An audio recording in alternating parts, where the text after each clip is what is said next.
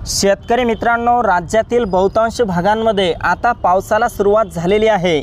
तसेच उद्यापासून महाराष्ट्रातील पावसाचा जोर आणखी वाढणार आहे। तर मित्रांनो, उद्या आहे 14 जुलै 2024 रविवार।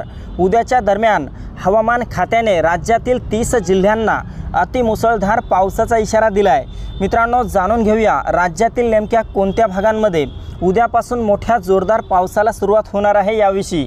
पण त्यापूर्वी आपल्या चॅनलवर नवीन असाल तर चॅनलला सबस्क्राइब अवश्य करा।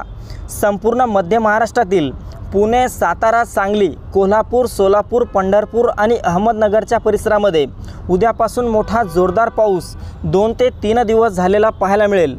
त्यासोबतच कोकणातील मुंबई, ठाणे, पालघर, रत्नागिरी, रायगड, सिंधुदुर्ग, राजापूर, सावंतवाडी, कल्याण, डोंबिवली आणि वसई विरारच्या सर्वत्र परिसराला विजांच्या कडकडाटासह ढगांच्या गडगडाटासह मोठ्या अतिवृष्टीचा इशारा हवामान खात्याने उद्या दिला आहे। मित्रांनो, मराठवाड्यात देखील उद्यापासून पुढील 2 दिवस मोठा जोरदार पाऊस होणार आहे। यामध्ये छत्रपती संभाजीनगर, जालना, हिंगोली, परभणी, नांदेड, बीड, लातूर, धाराशिवच्या सर्वत्र परिसरामध्ये वादळी वाऱ्यासह आणि विजांच्या कडकडाटासह मोठा जोरदार पाऊस उद्या होणार आहे।